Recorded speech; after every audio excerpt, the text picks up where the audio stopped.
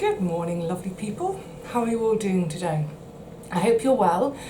I'm well, although London is still so hot and muggy, still waiting for promised rain. We've had so many forecasts saying we're going to get rain and then it doesn't happen. Oh, never mind. I'm indoors today. So I thought today one of the things we could do is carry on in our low spend, no spend year. Goodness me, it's August already. How are you all doing? When I started this series at the beginning of this year, it was supposed to be sort of like a bit of a fun challenge, and that by taking part in the challenge and sort of making a game of it, if you like, that we could learn a few things about ourselves along the way and maybe realise, yeah, actually I can do with a lot less than I thought I could do with. And that in discovering that, maybe stop spending quite so much and start saving. So that was the idea. But obviously it's kind of morphed a bit, hasn't it? Because let's face it, it's getting pretty expensive to be a human being. Oh, there's no two ways about it. So, hopefully we've started to put some good habits in place this year. I know a load of you are already really, really sort of mindful with your spending anyway. But yeah, I hope that over the course of the year you've kind of developed a few new habits, are spending considerably less on, stuff that you don't need, and are therefore able to, meet some of those rising costs. Just keep saying to yourself, when you want to do some spending, do I really need it? And if you don't really need it, don't buy it. I think also, because I'm going to talk about, so the theme for today is all about making a bit of extra money, the side hustle, if you like. And hopefully, in a way, because some of that's going to be about selling, I would love it if over the course of this year, any of you who are addicted to shopping, you know who you are. We all know shopping addicts, that maybe you will ditch your addiction to shopping and become addicted to selling instead. And just a word on the whole idea of the side hustle, and I feel very qualified to talk about this today because this is going to particularly come into what I'm going to talk about towards the end of the video. All those years ago, 5 million years ago, when I first left university at the age of 21, so then about to go to drama school, but essentially wanted to be an actor, and it takes a while to get those jobs, and then there's always little periods between jobs where, you're out of a job. You all know by now about the bookshops, plural, various bookshops. But right from the get-go, right from leaving university, I knew that I would have to hustle. I knew I'd have to have lots of irons and lots of fires, lots of little side hustles going on, because I need to support myself when I'm not working as an actor. I didn't ever want to sign on the dole, because I know that I am capable, I'm able of doing something to support myself. So there have been quite a few side hustles. And the reason I call them that is because also as an actor, you don't ever want to take on a permanent job because you want to be free for auditions and free for, when you do get the part, the show it might only be a 4-week run of a show with 2 or 3 weeks rehearsal, so it might only be about 2 months worth of employment. I want to be free to be able to do that. So all the different jobs I did, they were very much a dip in, dip out. Anyway, so back to the first point about selling. Now, I've already done that video. I'll put the card at the end of this video about online selling. Talked quite extensively about it then, but just to reiterate, one of the easiest ways to make a little bit of extra money, keep your expectations low, is through selling online. I use eBay. I've talked about eBay quite a bit. So what a great double whammy. Declutter and sell. So all that stuff that you've been hoarding that's taking up the spare bedroom, you've got a spare bedroom you can't get in because it's just full of stuff. Sell the stuff, free up the spare room, more of the spare room in a minute. Yeah, just, you know what? I know some of you have been putting it off for ages and ages and ages, and you keep talking about it. Right, the time is now to stop talking about it and do it. Get that declutter done, get selling on eBay. I was a bit scared to do eBay initially, purely because I'm so tech phobic. They've just changed the interface, because I've literally just put an item on yesterday, and they've changed the interface, and now it's something like, oh, I don't know what to do, I don't know what I'm doing, I don't like it, please don't change things, I don't like change. But you know what, I don't like it, but in a couple of weeks I'll be totally used to it again, it'll be fine. So yeah, don't be put off doing eBay because you think you're not very good with tech. Also, I don't have a smartphone, so for me it's a little I haven't got it to show you, a little digital camera. It costs 20 quid. It does really great photos.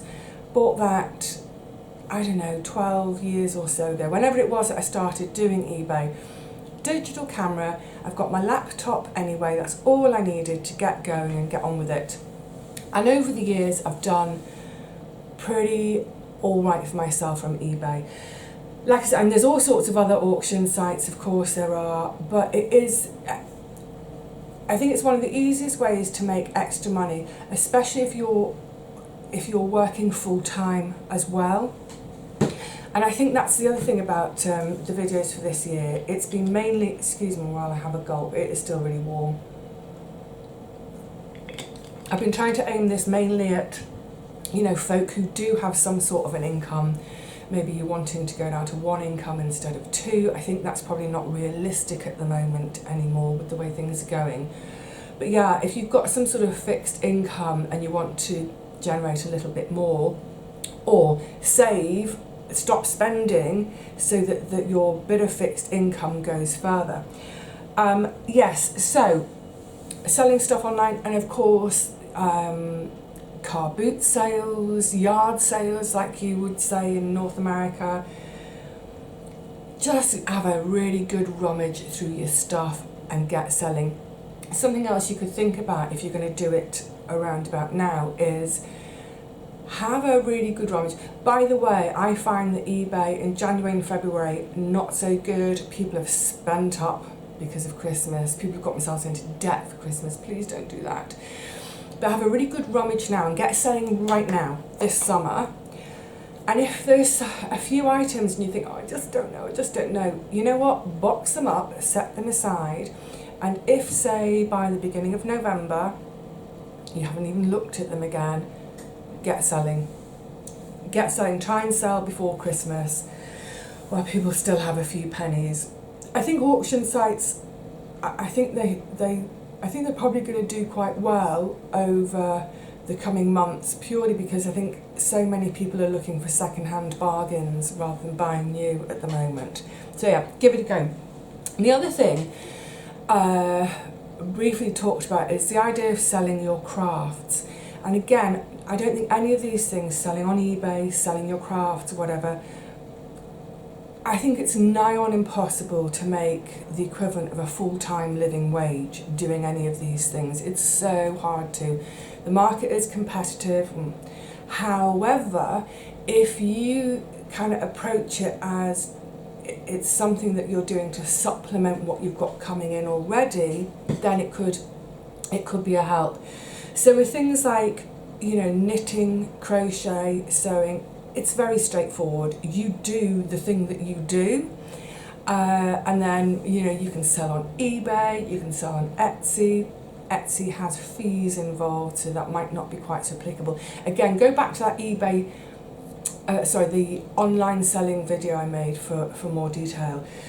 But it is possible to sell your crafts, and it's the sort of thing you might not have time to do it for this year, but it could be an ongoing thing next year, is if you say to yourself, especially if you're one of those knitters who doesn't have to look when they knit, in the evening whenever I'm watching telly or that sort of thing, I'm going to do some knitting. And then in your local area, find out if there are going to be little Christmas fairs, little Christmas markets. It doesn't have to be, the great big fancy market in the middle of town, but there may be little markets being held in your church hall, in your school sports hall, that sort of thing, where you can have a stall for maybe 10 quid, and you spent all year knitting, and then of course there's a risk because you might pay for the stall and then not make any money.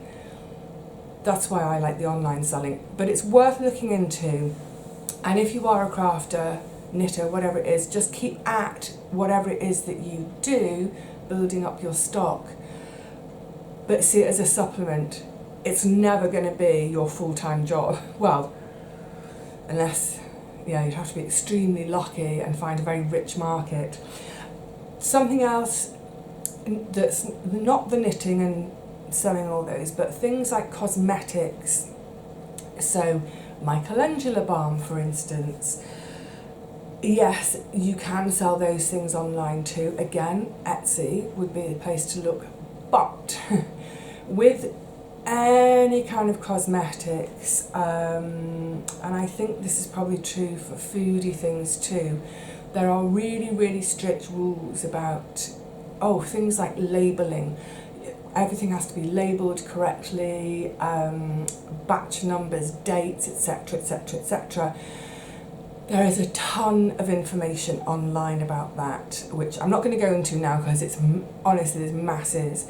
But if you Google, selling homemade cosmetics law, that will guide you to all the different documentation you need to look at to make sure you do your product properly. There are a few hoops to jump through, but again, if that's what you do and love doing and you're happy to do it on top of your normal job, definitely worth exploring. Now, a second ago I was mentioning, another glog, that spare room. Clear out your clutter. Why would you have a 4-bedroom house if 3 of the bedrooms are being used for storage? It doesn't make sense. Get it cleared out. Of course, one of the biggest savings you could make is to downsize. But that's a whole nother ball game. That's a massive deal. I get that, that's a massive deal. But in doing all this decluttering and thinking about things, you might be starting to think like that anyway. You might be starting to think, hang on a minute, this is a massive house, there's only the 3 of us here, maybe you've only got 1 kid left at home, or you've actually got maybe one of your grandchildren at home. You might start to think, how much is it costing us to heat and light this house, this big old house? There's only a couple of us, or 3, 4 of us here. We could downsize. But yeah, that is a big deal because moving has costs associated, doesn't it? Whether you're selling, whether you're a homeowner or a renter, moving has costs. But at least if you go through a decluttering process and sell all that stuff, everything you sell, you could always put it into a little fund on the side, and that fund is a fund for moving. However, if you don't want to leave your home, I get that too, but you now have a spare room, you can of course think about renting it. One of my really good friends in this neighbourhood, her kids are long since grown up and left home, and she rents 2 of her rooms, so she still has a 4th bedroom which she uses as her studio. She works from home, but the other 2 rooms she rents. One of the rooms she has a long-term tenant, and the other room it's much more sort of on a temporary basis. So sometimes when she gets to feel a bit like, there's too many people in the house, bless her, she won't rent the other room for a couple of months, 3 or 4 months. Sometimes she rents it literally for 1 week. Someone might be visiting the UK. It might be someone who is down in London to work just for 1 week. But that's been really, really useful for her in 2 ways. One, the income, but 2, you know, a bit of company at home. It helps with the bills, and it means that she can stay in the home that she loves. So in the UK, there is, if you check on the government website, they have a scheme called the Rent a Room scheme. So have a little look there, because that's going to show you like all the official stuff. Of course, you don't have to do it through the government scheme. You can just do it off your own back, put an advert in your local newsagents. But with the official Rent a Room scheme, I believe you are allowed to earn from that room £7,500 a year without it impacting on your tax, which is a big deal. So check out the government website, Rent a Room scheme, or, you know, just do it privately, advert in your local newsagent, put the word out to your friends if you're worried about, hang on a minute, I don't want some random stranger in my home and all that sort of stuff. But it's definitely worth considering, isn't it? Because if you've got an empty room and you don't mind sharing your home a little bit, of course you can you'd have to make your ground rules, decide what you're comfortable with, what you know, which spaces, other spaces in the home can that person use. You'd have to check your insurance policy to see if you are allowed to have a tenant. It might change your insurance policy. Don't do anything without looking at your insurance, please. I mean, God forbid something goes wrong and that you're not covered for it. But it's definitely worth thinking about. And the other thing to think about in terms of space that you're not using, especially true if you live just on the edges of a commuter area, in other words, on the edges of big towns and cities where people are commuting into work, is if you have a spare bit of driveway. Now, I know this sounds crazy. To some people this will sound crazy, but I know it's done a lot in London. So where I am, probably not so much because we're a bit too far into town, but if you go slightly further out, what people do is they drive to the train station and then take the train into London. But of course, station car parking, and see, this is what you'd have to do your research. How much is the station car park costing them per day? You can offer your driveway for parking at a reduced cost. You're not using it. Someone's car is there Monday to Friday during office hours, as it were, make a few extra quid. Again, look at insurance, and you can find these online actually, a simple contract, so that, for example, you're not responsible for that car while it's on your driveway. So that driver would have to have their own insurance. But again, something like an unused garage, this is massive in London, absolutely massive. It's not just for cars. People who've got a garage they don't use, rent them out.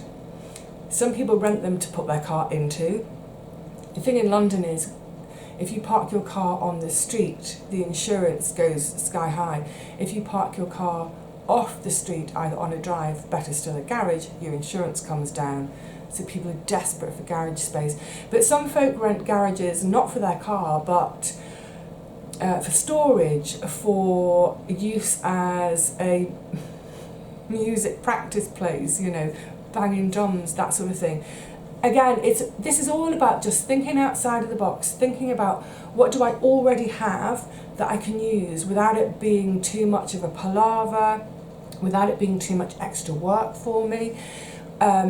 With, say, the online selling, there is work involved because you're photographing and you're online describing. But hey, do it in the evening, do an hour of it in the evening. I mean, you could literally say to yourself, right, when I come home from work, yeah, I know I'm really pooped, don't really want to talk to anyone, grab myself a cup of tea, do an hour of my online selling, turn the computer off, have my dinner, relax. So yeah, think about empty spaces, rooms, garages, driveways, and which also makes me book insurance with room and garage. Something else I was thinking about is is, because it's kind of blindingly obvious, isn't it? What skills do we all have already? As in, what can we do to make a bit of extra money where we don't need to show qualifications, etc., etc. Get yourself a cleaning job. It could be as simple as that. We all clean, we all know how to clean, we all do it. Well, I hope we all do. I don't do it as much as I should. There's always something else to do, but I've done this in the past too.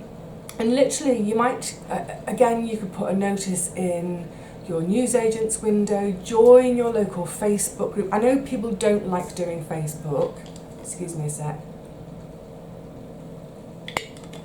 but it's worth joining Facebook. You don't have to get a load of friends and you don't have to post anything yourself, give any of your own information, but it's worth it just to join local Facebook groups, because that's where you'll see people saying, I need a cleaner. And let's say it's just 2 hours a week and you can squeeze that in around your other work and it's only 20 quid. But you know, 20 quid a week, by the end of the month, that's another 80 quid. Well, some months are longer, it's more like 90 quid, isn't it? That's an extra 80 quid a month. That might be the difference in your fuel bill this winter. So for the sake of just spending 2 hours in someone else's house, dusting, hoovering, washing up, whatever it is, you can pay your bills. It's no skin off anyone's nose, is it? 2 hours, what's 2 hours? It's nothing. Think about those skills that we have already. We can all clean. Another great one, babysitting. Offer your services. Now, there was, let me unfold my legs. So when I first left uni, all those years ago, this is when I'd done my arts degree, not my nursing degree, my arts degree. I came to London, before I came to London, in Manchester, there was just I couldn't get an acting job straight away. Now, I can't remember where I saw the advert for this. It must have been the local newspaper. A family were looking for a part-time nanny. And I thought, well, I could do that. I'm one of those people, I think, you know what, I can turn my hand to anything, give anything a go. And it was going to be a job that was 2.5 weeks on, 1.5 weeks off because of their work. Anyway, I applied, I was interviewed, and I think, because I'm quite gregarious and they wanted that, so their child was 18 months at the time, I got the job. And that was great, because after that, the family, they actually left the area after about 8 months. They moved, and I didn't want to move. They were fine with that because they were actually moving near to grandma. So grandma was going to take over nannying duties, and he was going to be going to school soon anyway. Well, not soon, but go to nursery and all that kind of stuff. But that was great, so that when I did come to London, I did a few more sort of side jobs working for a couple of families, just picking up odd days here and there. Their nanny would have the day off, so I'd step in, that sort of thing. And then I found out about an agency. I mean, there's tons of nannying agencies, but there are now babysitting agencies. This is what I can't get over. So I joined an agency which specialised in temporary nanny cover. So they would cover for, if the family's normal nanny was having her week's holiday, that sort of thing. And it was great for me because I didn't want to commit, because I think when you commit to a family, you need to commit for years working as a nanny. It's not fair on the children if there's always swap. But I was happy to do that kind of step in for a week while the regular nanny was away. I had one gig. The temporary nature of it would be, for example, not use names, but you might get a pop star or a film star and they're coming into London for the weekend, and literally they want a nanny to stay in the hotel room with their child while they go out and do all their red carpet stuff. So that was a really great agency for me to join. I was offered way more work than I could ever take with them. Brilliant. But like I said, I think there are babysitting agencies like that these days. There was one set up a few years ago, I don't know if it still exists, but it was called something like Grannies for Nannies. pithy title, oh, I hate the name granny. And they were specifically looking for older, not old, but older women to work with, particularly with newborns. So you've got a mum, she's first time mum, really nervous, and maybe she's far away from her family. So you have a nanny come in who's actually a granny. She's been there, done it, she can show you the ropes, but also at the same time be your nanny. So I'm not suggesting anyone rushes out and becomes a nanny. It's not that easy, but certainly babysitting, you know. I think we think of babysitting as being the job that 14, 15-year-old kids do, you know, for pocket money. Well, why not the grown-ups? Why can't the grown-ups do it for some pocket money? I'm sure a family would be delighted to know that their child is being looked after by someone with a bit of maturity and experience. So possibly look at, if that's something you think, yeah, I could commit to that. You know, maybe you're working part-time at the moment and you need a few extra hours doing other stuff. That's something to think about. But again, it's something you could do in your evenings because you're not at work in the evening. Local news agents, pin boards, that sort of thing, local Facebook groups. People are always asking for babysitters. And once you've worked with one family, of course, then you've got references you can take to the next family. So yeah, babysitting, cleaning, gardening, if you're physically able. Honestly, right now, if my knees weren't hell, if this was, say it was 10 years ago and I was, you know, struggling for money, I'd offer gardening services, not to become their full-time gardener, but just like one-off jobs, like helping you to clear the garden, pruning, whatever it is. If you've got those skills and you've got a bit of time on a Sunday, offer those skills. And like I said, even if you're only getting 10 quid an hour for doing any of these things, it will mount up if you stick with it. I was mentioning just then sort of nannying agencies, babysitting agencies. Of course, there are all sorts of agencies. And perhaps you're retired or you've taken early retirement and you've got a skill and you think, I don't want to go back into this world full time. No, thank you very much. But I do have hours to spare each week and I wouldn't mind doing something. So, you know, if you have secretarial skills, there are loads of part-time agencies. Secretarial skills, brilliant. Accounting skills, if you've got accounting skills, maybe you can pick up some work in accounting. You know, proofreading. There are millions and millions of ways, not millions, there are quite a few ways you can make quite a few extra pennies. Sort of thinking outside of the box, but thinking about the skills you already have. What are you good at? You know, are you really good at organising? Maybe you could offer organisation services. And maybe that's something you've been thinking about for a while that you want to do instead of your current full-time job.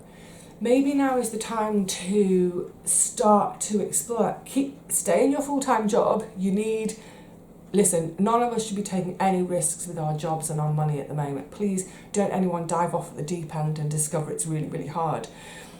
While you've still got your full-time job, but you've got this dream of being, you know, doing organisation services, decluttering services, etc., start exploring that on your weekends. Offer to do it for a friend. Use a friend as a guinea pig. Maybe do it for 2 or 3. Take photographs, before and after photographs. Get testimony from your friends. Build that little bit of confidence and experience via friends, and then offer to do it for other people. Is there a market for it? Test the water whilst you keep your full-time job. If there is a market for it, can you start to do it alongside your full-time job to bring that extra money in while times are really, really tough at the moment? And then maybe in 4 or 5 years' time, you'll have built it up so much, and maybe times won't be so tough financially, that you feel, ooh, now I can do this more. Maybe I'll bring my job down to part-time hours and build this little business I've started. get creative, get wild with your dreams, come back to reality and see what you can actually do of an evening after work, of a weekend when you're not at work. Of course, you need a little bit of time to do boring stuff like shopping, laundry, cleaning, but you can get all of that done on Saturday morning. Do all that on a Saturday morning, and that leaves half of Saturday and all day Sunday free to bring a bit extra in, possibly by just sitting on your backside in your bedroom on the computer listing stuff on eBay. It's all possible. I think I'm going to wrap it up there for now. There's a lot, hopefully that's tons of ideas, and they're all kind of popping off in different directions to a degree, because I think this has been about, finding a bit of extra money right now, because we all need it right now, but also to just maybe spark some ideas for a bit further down the line, whether that is downsizing your home.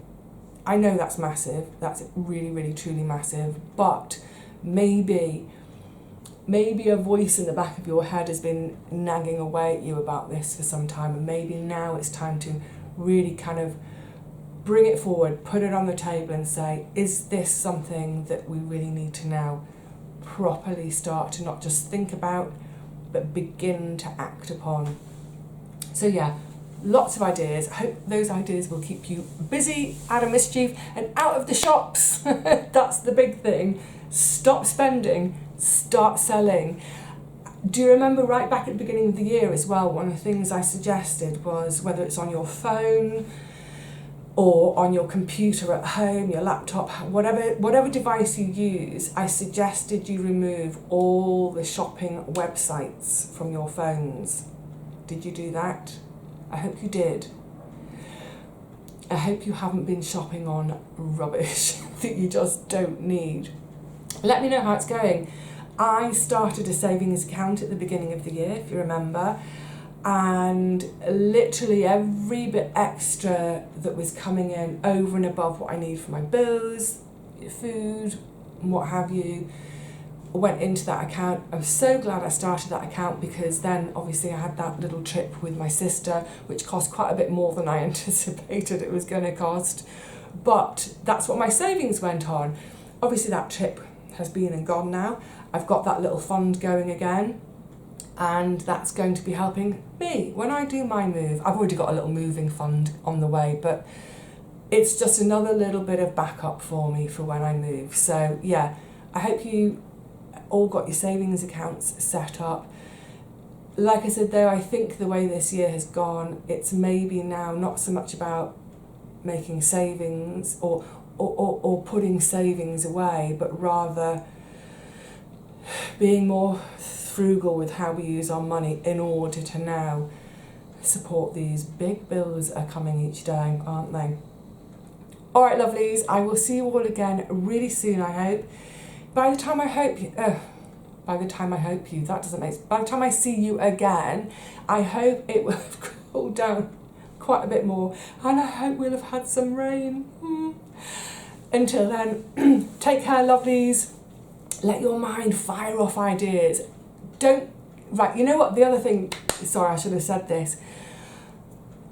If you weren't, maybe go back and watch the video again, but jot down some ideas. Let the ideas come as we're chatting together. Ideas, get them out, get them out, get them out. The main thing is, if you're having a ton of ideas, start acting on them. Don't just put that piece of paper with your ideas onto one side and go, yeah, I might do that one day. Do it now. Seize the day, carpe diem, bull by the horns, whatever it is. Steering wheel, you're driving. Do it. Do it. Do it now. I've got the name of the snake again. You know what I mean. Alright lovelies, until next time, cheerio.